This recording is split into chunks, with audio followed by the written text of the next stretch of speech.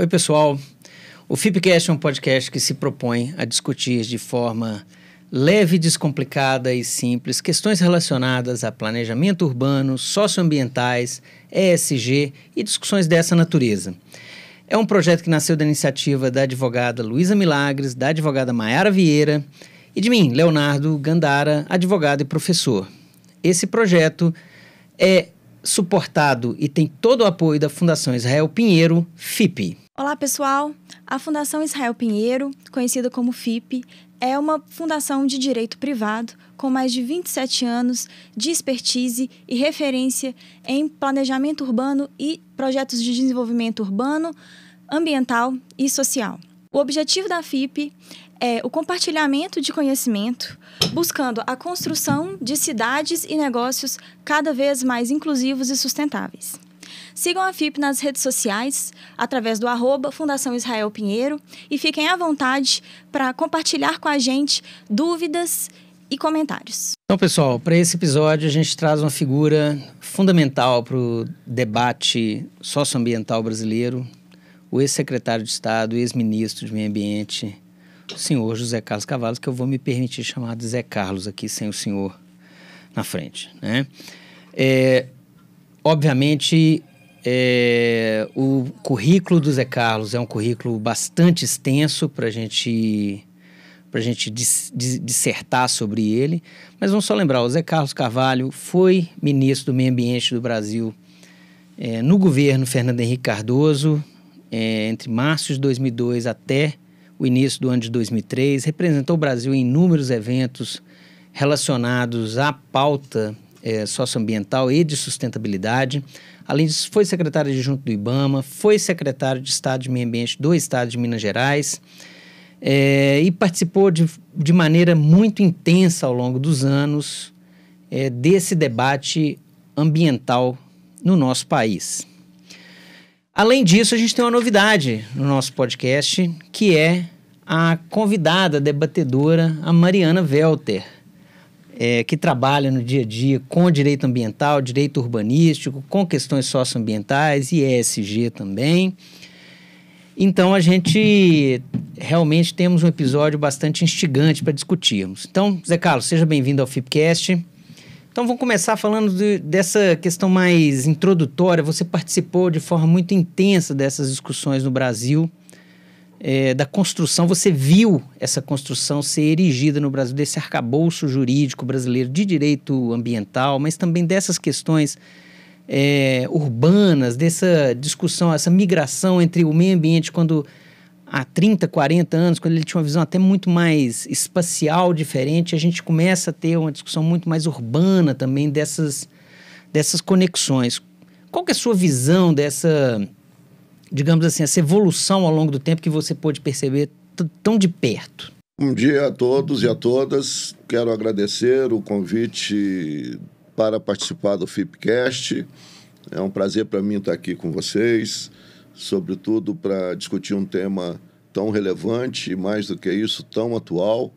Nós estamos aqui, enquanto nós conversamos aqui no podcast, o mundo está lá reunido em Glasgow para tratar, no plano global, os temas que certamente serão objeto da nossa prosa aqui nesta manhã.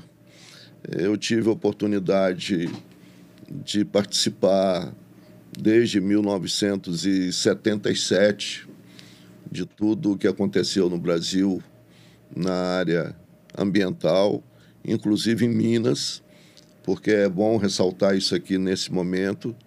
Minas sempre teve um grande pioneirismo nessa área. Minas já havia criado no governo Aureliano Chaves o Conselho de Política Ambiental, antes da Lei 6938 de 1981, de tal sorte que o CONAMA, que é uma instituição hoje esvaziada, mas que foi fundamental para o ordenamento jurídico da política ambiental brasileira, foi criado como uma inspiração naquilo que já havia sido feito em Minas, sob a liderança do professor José Israel Vargas. do qual eu sou uma espécie de discípulo, porque eu era muito jovem, estava começando a minha carreira em Minas naquele momento, como funcionário concursado do Instituto Estadual de Florestas, e de lá para cá tive a oportunidade de participar de todos esses eventos, tanto em Minas quanto na União, particularmente na União, ajudando inclusive como consultor voluntário da Assembleia Nacional Constituinte, que nos deu a Carta Magna de 1988, na qual a questão ambiental foi gravada com relevo excepcional. Por favor, Mariana, seja bem-vinda ao Fitcast também, para nos ajudar. Boa tarde, bom dia. Acho que o Léo começou falando boa tarde, o Zé Carlos falou bom dia. A gente está no meio do caminho. Eu estou muito feliz de estar aqui com vocês. E eu vou pegar o gancho da fala do Zé Carlos da Constituição de 88, porque eu acho que além dela trazer um capítulo específico sobre meio ambiente, ela fala sobre a ordem urbana e tenta conectar os assuntos, né? Então, antes da Constituição de 88, a gente já tinha a Lei 6766, que tratava de parcelamento do solo urbano, mas não com uma visão ampla da questão urbana, da questão social urbana. E depois da Constituição de 88, aí o senhor já como ministro, né, do governo Fernando Henrique, em 2001 foi publicada a lei que trata do Estatuto das Cidades, que essa sim tem uma visão muito mais holística, né, é uma norma de vanguarda, uma visão da função social das cidades. E aí, acho que a gente vai fazer uma tentativa hoje de tratar isso, questões ambientais, mas voltadas muito para o ambiente urbano, uma vez que o Brasil teve essa evolução, não sei se é uma evolução positiva ou negativa, a ver, mas uma mudança muito de populações vivendo em áreas rurais para grandes centros urbanos. E aí, nesse contexto, a primeira questão que eu gostaria de trazer para a gente conversar. Como que o senhor percebe a interação, né, dos instrumentos de planejamento urbano que foram trazidos com o Estatuto das Cidades, que agora está completando 20 anos, com as questões de meio ambiente nas cidades? Cidades sustentáveis é um conceito muito mais amplo do que ter área verde, né? É um conceito que envolve as funções sociais da cidade, o acesso à habitação, infraestrutura, lazer, mobilidade, acesso a serviços públicos. A gente pode dizer que esses instrumentos de planejamento urbano que foram iniciados com a Constituição e depois consolidados no Estatuto das Cidades e nos planos diretores municipais, eles asseguram a consolidação de cidades sustentáveis no que a gente vem percebendo hoje? Essa é uma boa questão, Mariana.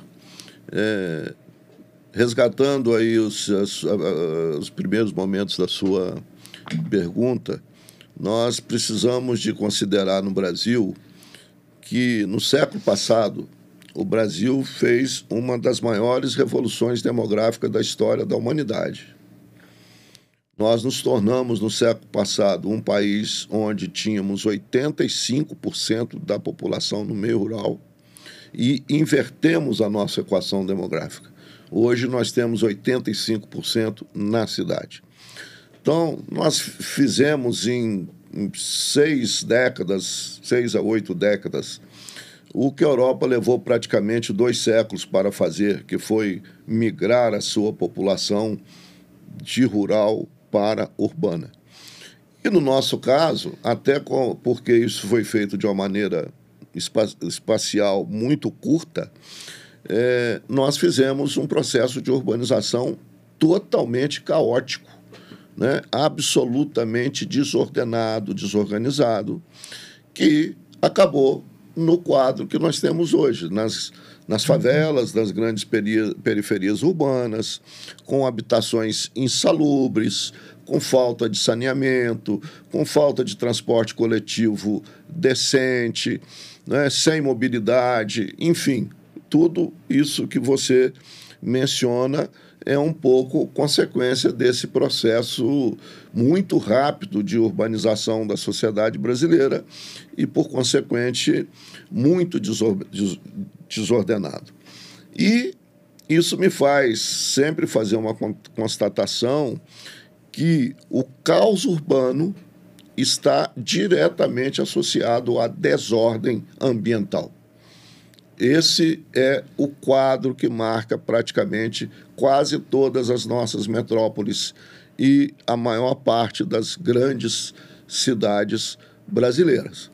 É nesse contexto que surge o Estatuto da Cidade, né, em 2001, com o propósito de criar um marco regulatório que desse ao país, aos estados e municípios, especialmente aos municípios, como entes federados, porque aqui eu gostaria também de abrir um parênteses para fazer um comentário, porque tem muito a ver com a questão que você introduziu.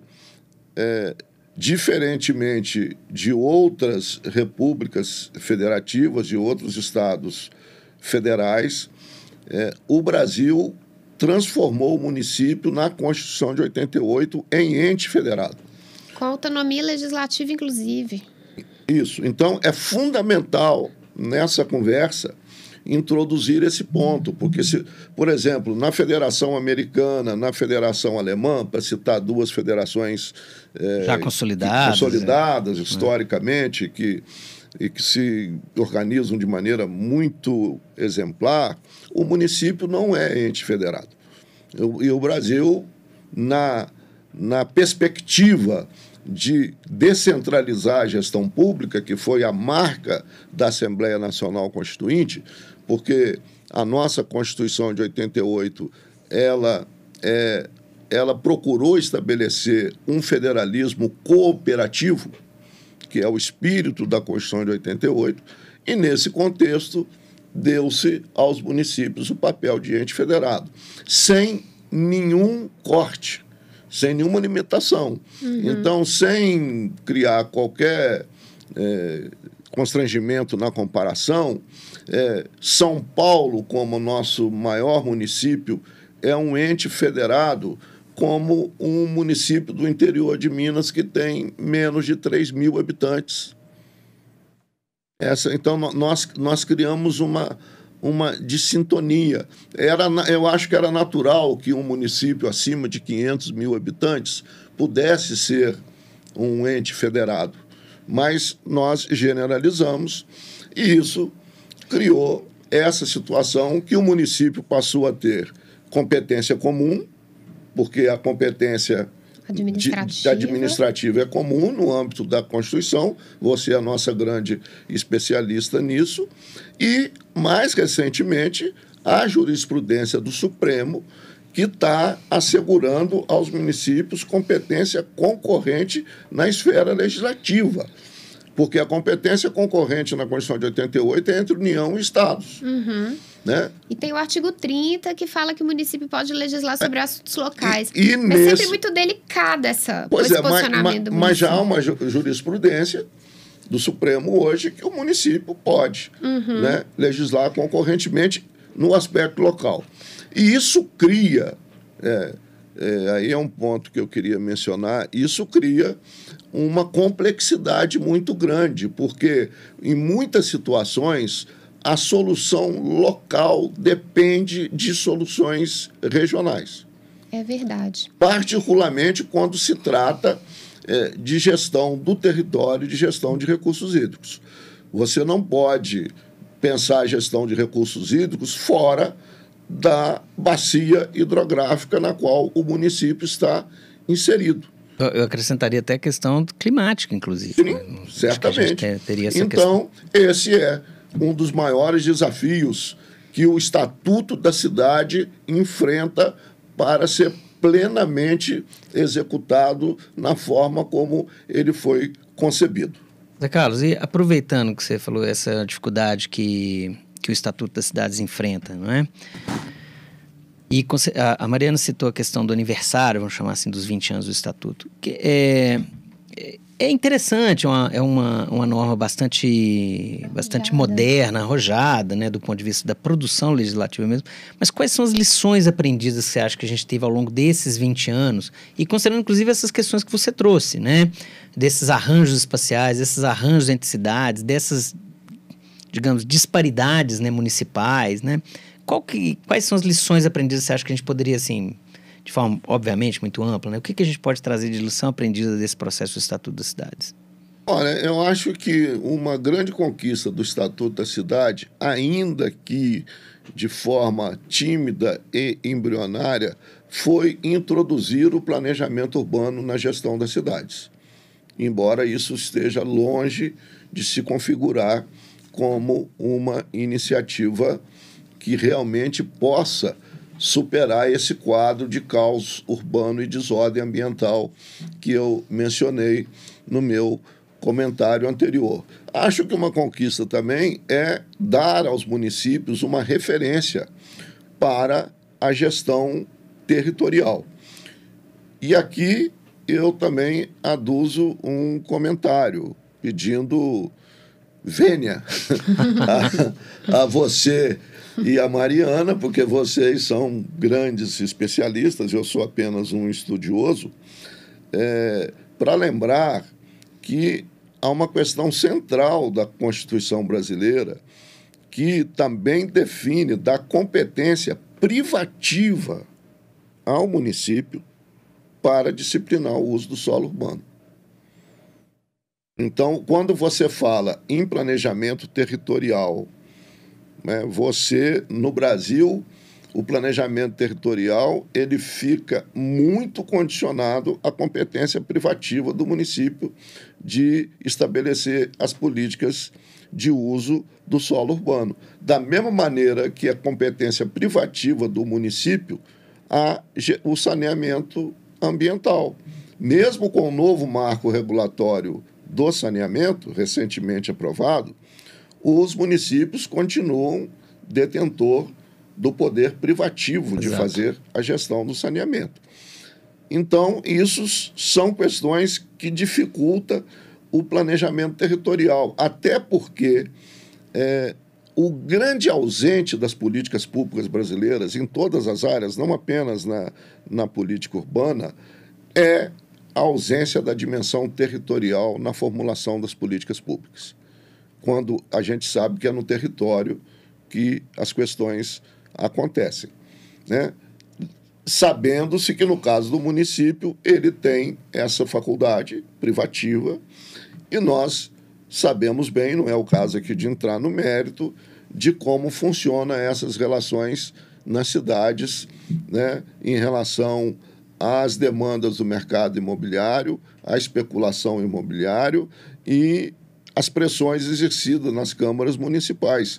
Por isso que no Brasil é muito comum você alterar sucessivamente as regras de edificações de acordo com as demandas do mercado imobiliário, né? Você vai... Paris tem uma regra que já deve ter séculos de que não pode ter mais de 6 andares, né, num determinado período, e isso é absolutamente respeitado.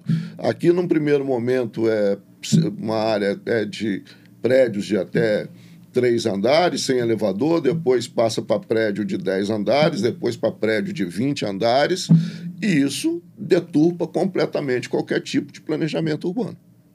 Exato. É verdade. Essa sua fala, inclusive, dos municípios, porque o Estatuto das Cidades ele tem diversos instrumentos arrojados, mas que precisam de regulamentação no âmbito municipal. A gente não pode esperar que um município como São Paulo, se comparado com o município, eu vou trazer um exemplo dos municípios da Bacia do Rio Doce, de Rio Doce, que tem 2.000 e poucos habitantes, tenham condições de dar a mesma efetividade a esses instrumentos nos seus territórios municipais. Porque eles têm que criar políticas próprias para regulamentar, por exemplo, o IPTU progressivo, a transferência do direito de construir, instrumentos muito positivos para o controle da especulação imobiliária, para o melhor uso da terra, mas que cada município precisa conseguir efetivar nos seus territórios. E aí eu acho que a gente entra numa seara mais social, né? Já com o início da sua fala sobre especulação imobiliária, segregação, gentrificação de centros urbanos. O Estatuto das Cidades, ele trouxe importantes avanços sociais, né? Ele reconheceu zonas de interesse social, permite que as pessoas possam continuar vivendo em assentamentos informais, traz o instrumento do uso capião coletivo. Mas será que foi suficiente, né? O que a gente vê hoje no cenário das grandes cidades foi suficiente para conter processos de agravamento, especulação imobiliária, segregação, gentrificação? Acho que um dos grandes doutrinadores sobre o assunto é o Edésio Fernandes.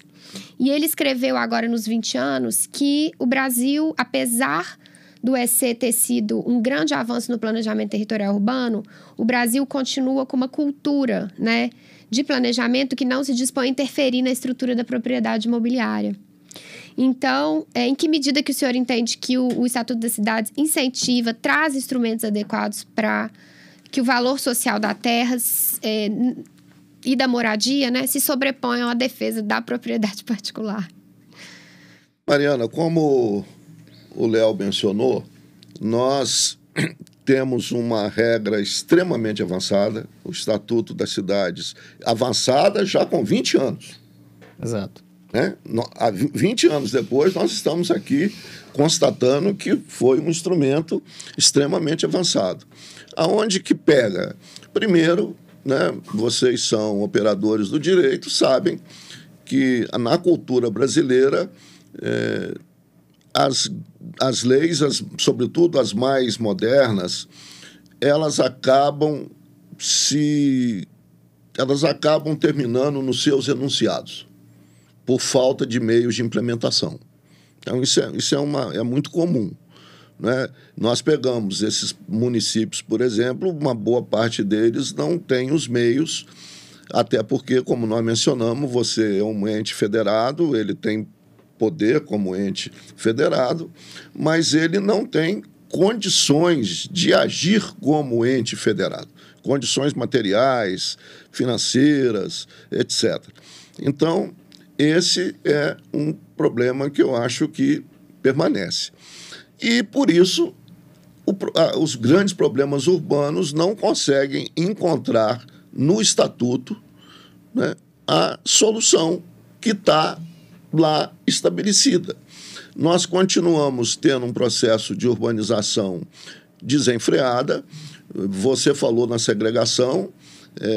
Lamentavelmente, o Brasil adota hoje 2 tipos de segregação. Eu vou explicar por quê. Nós temos os pobres segregados nas favelas e temos a classe média cada vez mais se segregando nos condomínios privados. Então, nós estamos criando, eu digo que às vezes, e aqui não estou emitindo juízo de valor, né, um condomínio privado do jeito que ele é organizado hoje no Brasil é como se nós estivéssemos fazendo guetos invertidos. Quer dizer, no nosso caso, é a classe média alta e a burguesia que está indo para formar guetos onde está se protegendo de um processo de urbanização caótico, cada vez mais violento, né? E isso é também um tipo de segregação. Então, lamentavelmente, a solução que nós estamos dando é fazer a segregação dos pobres e, mais recentemente, os ricos tomando a iniciativa também de se segregarem de alguma forma. E isso é péssimo para a cidade. Eu tive a oportunidade de ter alguns encontros e conviver um pouco até através de amigos comuns com Jaime Lerner, que para mim foi o maior arquiteto urbanista, o maior urbanista brasileiro, sem desmerecer os demais, no sentido de compreender a cidade como uma entidade viva, né? Tal como as pessoas, a cidade também tem uma identidade. Ela tem que ter uma identidade. E você tem que trabalhar com a identidade da cidade, né? E a segregação não é uma maneira de fazer cidade, né? A cidade é exatamente um espaço de convívio, né? Onde você pode morar, comprar, viver, ter lazer, etc., etc., sem ter que ficar fazendo grandes deslocamentos, porque isso é o conceito da cidade. Botar as pessoas morando em ambiente onde os serviços são prestados da melhor forma. Mas você introduz uma questão muito fundamental, que é a função social da propriedade. No Brasil, normalmente, nós falamos muito da função social da propriedade privada rural. Falamos um pouco da propriedade urbana. Deixa eu só aproveitar aqui, aproveitando essa fala, exatamente, Zé Carlos, assim, talvez uma das grandes invenções da humanidade seja exatamente as cidades, trazer essa invenção, né, como um organismo que agrega pessoas de diferentes identidades, de diferentes trajetórias, inclusive no mesmo ambiente, para produzir serviços e conhecimento, né? Talvez a gente tenha tido um salto de evolução exatamente quando a gente começa a ter essa migração que você citou no início para as cidades, esse deslocamento do meio rural para as cidades. E ao mesmo tempo você falou a questão da divergência, vamos dizer assim, entre uma norma super moderna, com 20 anos ela é moderna, não é? Como é que a gente pode combinar a norma, ou seja, o que ela já existe, a gestão pública e os mecanismos de financiamento dessa implementação? Óbvio que a gente não quer uma bala de prata nisso aqui, mas assim, como é que a gente poderia transformar isso? Agregar a questão jurídica, a norma, com a questão da gestão pública, obviamente, que é necessária, e a questão do financiamento da implementação? Léo, eu acho que isso é uma questão que está na ordem do dia, e sem a melhor compreensão desse ponto que você coloca, nós não vamos conseguir encaminhar as melhores soluções para resolver os gravíssimos problemas urbanos da sociedade brasileira. Nós nos urbanizamos da forma que já comentamos aqui, e, no meu entendimento, o melhor encaminhamento disso que você menciona passa por um processo de planejamento. Não o planejamento tal como é concebido na atualidade, mas ele passa por um planejamento integrado. E aí nós temos que resgatar a organização federativa do Estado brasileiro, porque esse planejamento pressupõe um papel proativo da União, né, na área estratégica, dos estados na esfera tática e dos municípios na esfera operacional, porque isso é o princípio da federação. E, infelizmente, isso não ocorre. Veja, vamos pegar um exemplo assim, muito próximo. A Constituição de 88, nesse que nós estamos conversando, um dos defeitos da Constituição de 88, para mim, foi não ter estabelecido com clareza o poder da autoridade metropolitana. Então, interessante. Como nós estamos falando de regiões conurbadas, né? E cada vez mais, né? E cada vez mais conurbadas, você vai só expandindo, né? Nós não conseguimos estabelecer. A Constituição é muito superficial quando a Constituição Federal, quando ela fala da autoridade metropolitana, e como as constituições estaduais praticamente repetiram os dispositivos da Constituição Federal, isso também podia ter sido melhor tratado na Constituição Estadual e não foi. Então, essa é uma questão que eu queria introduzir aqui, que está muito vinculada com a sua pergunta, comentário, né? Então, por que a autoridade metropolitana ficou um pouco no limbo, assim que nós poderíamos chamar, no quadro atual da gestão pública brasileira? Pela descentralização que transformaram os municípios em entes federados.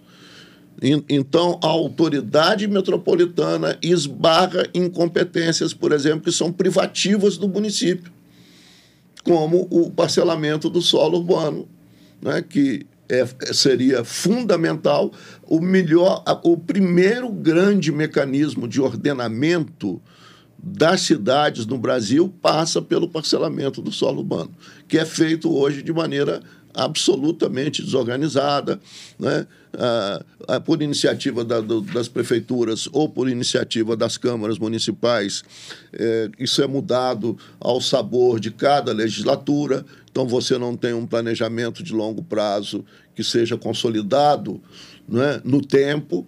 ele é permanentemente alterado, mas eu coloco essa questão, porque se nós tivéssemos uma autoridade metropolitana empoderada em termos intermunicipais, porque quando você vai para regiões conurbadas, deixa de ser local. Sem dúvida. Esse é o desafio. Ele passa a ser intermunicipal e regional. Eu gosto sempre de dar um exemplo. Um jovem hoje, ele mora em Betim, estuda em Belo Horizonte, namora em Lagoa Santa. Então, o cotidiano dele... E vai tomar cerveja em Nova Lima. Em Nova Lima, isso, melhor, porque nós colocamos 4 atores. Então, esse é o quadro real. Esse é o quadro real, né? Então, é fundamental resgatar mecanismos que possam fazer com que essa realidade seja enfrentada, inspirada na vanguarda que é o Estatuto da Cidade, mas com novos mecanismos de natureza legal que possa dar efetividade às boas ideias do Estatuto estabelecido há 20 anos atrás. Eu vou entrar num tema polêmico, mas que ele perpassa tudo que a gente já falou aqui. Função social da propriedade urbana, a questão da competência dos municípios e o conforto, a importância de termos um meio ambiente também saudável, preservado nesses centros urbanos. Quando a gente fala de meio ambiente nas cidades, a ordem urbanística, a gente está dizendo respeito a interesse difuso, né, da sociedade. Recentemente, a gente teve aprovação, é um tema bem novo, assim, uma discussão bem recente, de um projeto de lei, que é o 2510 de 19, que permite regularização de edifícios às margens de cursos d'água em áreas urbanas, as famosas APPs urbanas, né? Esse PL, ele pretende alterar o Código Florestal e atribuir aos municípios o dever de regulamentar as APPs nos limites urbanos, algo bem polêmico. O senhor entende que, para fins de articulação e conciliação, né, da política urbana e da política ambiental, seria positiva essa iniciativa, essa norma que permite que lei municipal determine o conceito de área urbana consolidada e regulamente as faixas de APP de forma até distinta do Código Florestal? Olha, ainda que eu vou correr o risco de ser criticado, porque quando a gente critica a descentralização no Brasil, isso é tomado como uma coisa atrasada, porque eu sou um defensor da descentralização, mas nesse caso uma descentralização negativa, na minha percepção. Negativa, inclusive, ao ponto de interferir em regras que já estão consolidadas no Brasil, né, como a proteção das APPs, e que também interfere, pouca gente menciona nisso, na Lei 9433, que é a Lei Nacional das Políticas de Recursos Hídricos, que estabelece os planos diretores das bacias hidrográficas e dos cursos d'água. Quando nós estamos falando de APP, nós estamos falando basicamente, né, de APP de cursos d'água. Embora haja uma realidade que a gente não pode ignorar, de cursos d'água que já desapareceram, foram enterrados, né? O meu neto estava estudando hidrografia e a dificuldade de ver a hidrografia de Belo Horizonte não é mais visível, né? O Leitão... Meu filho me perguntou isso outro dia, cadê os rios isso, então, de Belo Horizonte? Você tem um canal que virou o Arruda, né? Que a gente ainda pode apresentar. E, para sorte minha, eu moro lá no Anchieta, ao lado do Parque Julián Rian, que tem uma bela nascente. E logo que ela sai do parque, ela já entra por debaixo da Avenida Francisco Deslandes. Uhum. Né? Então, a Francisco Deslandes, que era um curso d'água no passado, assim como aconteceu com Leitão, na Prudente Moraes, na Rua São Paulo, em todos os outros. Bom, isso aí, aí vai na ideia do consolidado que você falou. Uhum. Então, eu acho que aí... E também na questão do planejamento urbano. No fim das contas, a gente está até tratando disso. Exatamente. Novo, né? Isso vai no planejamento urbano. Exato. Está consolidado. Então, também não vou querer chegar ao ponto de que nós vamos derrubar todos os prédios que já estão consolidados, né? Até porque... Uma visão romântica. Né? Romântica. Embora algumas nações, como a Coreia do Sul e a Alemanha estão investindo milhões e milhões de euros para renaturalizar os rios. Então, retirar cobertura. Estão fazendo... Rio a céu aberto, convívio desses cursos d'água com a sociedade. Então, tirando essa parte da urbanização consolidada, eu acho que atribuir ao município a competência e sem nenhuma regra geral. Quer dizer, então cada município vai fazer o que quiser. Isso é o planejar o caos. Então, por essa razão, eu acho que isso tem que ser visto com muito cuidado, né? Porque todo mundo comemora a descentralização, mas isso tem que ser feito com muito cuidado para evitar que o caos que nós já mencionamos aqui, ao invés de ser corrigido, possa ser ampliado, infelizmente, pela irresponsabilidade de dirigentes locais, pela maior susceptibilidade do poder local se submeter à pressão do mercado imobiliário, né? E isso, no meu entendimento, deve ser considerado, levando em conta, como nós mencionamos aqui, a gente fala muito da propriedade privada rural, né? E as limitações, inclusive, impostas à propriedade privada rural, e esquecemos da função social da propriedade privada urbana. Mesmo se você for, como é regra geral no Ocidente, considerar que as nossas políticas públicas são baseadas no liberalismo, no liberalismo clássico, ou no liberalismo tradicional, no laissez-faire, mas mesmo assim, quando você vai estudar o liberalismo desde Adam Smith, não esqueçamos de uma questão. Primeiro é o direito à vida, depois o direito à liberdade e, em terceiro, o direito à propriedade. Então, mesmo para os liberais, né, o direito à vida vem em primeiro lugar. Ora, ninguém pode exercer adequadamente o direito à vida num ambiente insalubre. E ambientalmente desequilibrado. Exato. Então, suscetível a desastres. Ninguém pode exercer o direito à vida, uma vida saudável, ambientalmente saudável, né, num ambiente insalubre, em habitações de 30 metros quadrados onde moram famílias com 10 pessoas. Isso não é direito à vida, na sua plenitude. Zé Carlos, aproveitando até agora que vai parecer que eu estou fazendo uma mudança mas é porque veio em mente aqui uma questão que aí é uma questão até pessoal em relação ao Parque Estadual do Rio Doce. Minha mãe nasceu numa cidadezinha muito próxima onde hoje a gente conhece que é o Parque, e lá foi a primeira unidade de conservação do estado de Minas Gerais, ainda na década de 40, muito antes da gente ter o que a gente chama de SNUC, né? E foi criada pelo Israel Pinheiro, né? O que dá nome ao FIP, né? Fundação Israel Pinheiro. Israel Pinheiro criou o Parque Estadual do Rio Doce. Qual que é a sua opinião sobre a concessão para a iniciativa privada da exploração de parques, exploração no sentido sustentável, né? De áreas públicas com parques e unidades de conservação? Esse é um tema polêmico, mas eu tenho uma posição muito clara. Eu sou a favor da concessão sob determinados limites. Mas é preciso de ficar claro que nós temos que fazer a concessão dos serviços. Porque houve um primeiro momento que se confundia, era como se você estivesse concedendo a área de uso público do parque à iniciativa privada. Isso era um grande equívoco. Felizmente, isso foi mudando e hoje as concessões, e eu tive a oportunidade, como secretário executivo do Ministério de Meio Ambiente e depois ministro, de fazer a primeira concessão num parque nacional brasileiro, que foi o Iguaçu.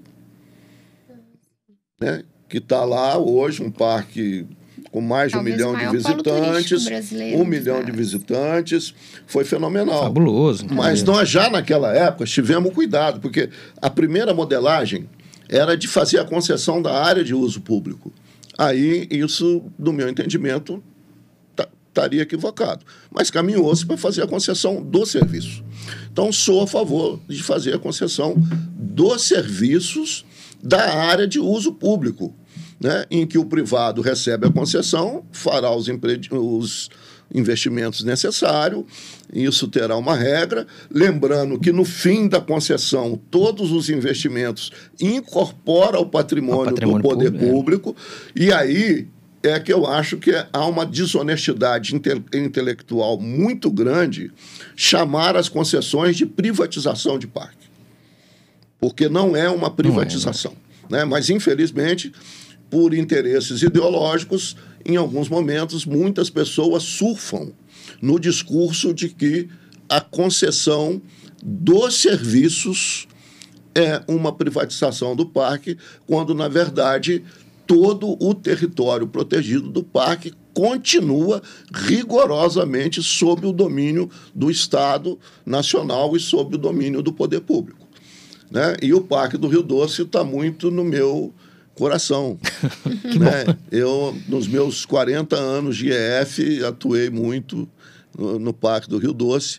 Não sei qual município seu ali, se é Bom Jesus do Galho, Mariéria, Timóteo. Não, a minha mãe nasceu em São José do Goiabal. São José do Goiabal, né? Que a gente passa praticamente São José do Goiabal para ir no Parque do Rio Doce. Então, defendo a concessão nesses termos. E eu nasci em São Domingos do Prata. Então você está ali bem... No quintal. Na zona de amortecimento. Na zona de amortecimento dessa unidade de conservação. Ele está na zona de amortecimento alargada do parque. Mas essa é a minha posição, Léo. Eu acho que realmente a concessão pode ser feita, mas da forma como nós estamos mencionando, né? Então, não se trata de privatizar, não se trata de entregar a unidade de conservação para a iniciativa privada, até porque a gestão da unidade continua com o poder público. Sem dúvida. Eu já vou caminhando para o final, vou fazer só a minha colocação aqui, eu estendo para você, Mariana. Assim, só para finalizar, Zé Carlos, se você pudesse falar assim, o que você enxerga, quais são as perspectivas para os próximos anos em relação ao cenário socioambiental mundial? Na sua perspectiva, o que vai ser assim, o que a gente vai enfrentar nos próximos anos em termos de desafios? O que está vindo aí para a gente enfrentar? Na sua perspectiva, com toda a sua bagagem, seu conhecimento nessa realidade. A minha fala final seria bem nessa linha mesmo, mais voltado para as cidades, né? Aí, encerrando o tema estatutos, eu acho que o EC trouxe para a gente essa concepção de cidade, não só o parcelamento do ordenamento do solo urbano, não só como regra adaptada do direito privado, civilista, né? Mas trouxe instrumentos para alcançar contornos de direito público e satisfação, né, dos interesses ambientais, coletivos.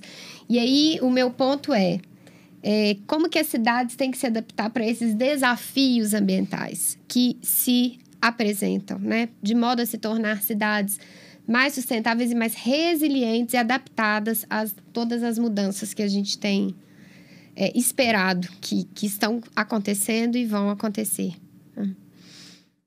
Olha, eu diria que esse é o grande desafio do século XXI. Se as sociedades nacionais e global não for capaz de enfrentar esse desafio, nós vamos acentuar gravemente os problemas das mudanças climáticas que nós já vivemos hoje e que irão impactar fundamentalmente as cidades. Só para dar um dado para a compreensão dos nossos ouvintes, em torno de 70% da população mundial moram nas áreas de influência dos oceanos e dos mares. Então, se você tiver um aumento da emissão de gás de efeito estufa, de mudança climática, que eleve a elevação dos mares como previsto, já no final desse século, nós vamos ter áreas urbanas absolutamente inabitadas. Então, você vai promover uma migração, né, um rearranjo urbano de escala que ninguém pode imaginar hoje. Então, migrações forçadas, inclusive. Esse é um ponto. As perspectivas para o futuro. eu gostaria de me basear nas últimas decisões de Glasgow, que você está tomando decisões que mudam os rumos da história. Eu posso estar sendo aqui muito otimista, mas eu acho que nós estamos tomando decisões em Glasgow que mudam os rumos da história. Não apenas com relação à regulação que poderá ser feita pelo poder público, mas, sobretudo, pela reorientação dos investimentos, né? A última reunião de Davos do início desse ano já mostrou que a sustentabilidade do meio ambiente começa a promover novos fluxos de capitais. Então, com o sentido, a sustentabilidade. Né? Então, isso certamente vai mudar, porque já não é mais o poder público, é o próprio mercado que está assumindo a necessidade de fazer essas mudanças, e isso necessariamente terá que chegar na cidade, Mariana, pelas razões que você aponta e que são lamentáveis. O Brasil convive com certas questões que são inimagináveis, que nos envergonham, no meu entendimento. Elas estão principalmente no saneamento ambiental. Né? Nós, em relação ao esgotamento sanitário, se você for na favela da Maré, o que a gente vai ver em saneamento é o mesmo quadro que você via na Idade Média. É um absurdo, né? As ruas são filetes de esgoto a céu aberto, com as crianças brincando literalmente no esgoto. Quer dizer, o Brasil não é razoável a 12ª ou já a 15ª, não sei mais, porque cada ano agora a gente está perdendo uma posição, economia do mundo não possa enfrentar uma realidade dessa. Da mesma maneira, precisamos de resolver o problema da habitação, mas aí caímos naquela velha e esparrela de achar que você resolve o problema da habitação só construindo casas. Né, como já tivemos no passado recente, Minha Casa, Minha Vida. Aí você pega o cara aqui, que trabalha aqui no centro e faz casa para ele morar lá em General Carneiro, né, na saída, e sem escola, né, sem... Então, tudo no sentido de continuar mantendo o caos. Né, porque não é só construir uma habitação, né, é construir uma cidade, né? Uma cidade você não constrói só com grandes construções de habitações que vão deslocar os pobres de um lugar mais próximo do trabalho para um lugar mais longe do trabalho. Então, eu acredito que isso está na agenda. Nós temos uma perspectiva na esfera global de mudar com reflexos nas políticas nacionais. Isso ficou claro porque o governo brasileiro, na 10ª hora, lá em Glasgow, teve que fazer uma inflexão completa da sua posição ao admitir, assinar o Acordo de Paris e assinar a declaração de redução de metano, que era inaceitável para o governo brasileiro até 2 semanas antes da conferência, mas isso significa que uma sociedade mobilizada tem o poder de mudar as políticas e de influenciar nos rumos das políticas. Eu torço para que a sociedade brasileira se mantenha mobilizada, não apenas pautadas em relação à questão da Amazônia, porque aqui também precisamos de colocar isso. A questão ambiental brasileira ela é muito pautada em cima do uso da terra, do desmatamento, e ignora os maiores problemas ambientais brasileiros que estão exatamente nas cidades. Então, é com isso que eu gostaria de concluir o meu comentário, agradecendo uma vez mais a oportunidade de estar conversando com vocês nessa prosa muito aprazível aqui no podcast da Fundação Israel Pinheiro. Bom, José Carlos, em nome da Fundação, nós agradecemos muito a sua participação. Foi um prazer tê-lo conosco. Foi uma participação muito enriquecedora, com pontos muito importantes que contribuem muito para o tema que a gente está discutindo na Fundação Israel Pinheiro. Finalizamos esse podcast de hoje. Para quem não conhece, a Fundação Israel Pinheiro está nas redes sociais. Nosso site possui todo um acervo técnico com todos os produtos e projetos que estamos desenvolvendo, né, durante toda essa trajetória da FIP no mercado. E também temos um braço institucional em Brasília, na Praça dos Três Poderes, que trabalhamos o desenvolvimento e a educação socioambiental para as escolas do município, e também tem o Memorial do Israel Pinheiro. E também em Caeté temos o Museu Casa de João Israel Pinheiro, que traz um pouco da vida de João Israel Pinheiro naquele município e da contribuição, né, desses dois estadistas para o nosso país. Ficamos por aqui e agradecemos a participação de todos.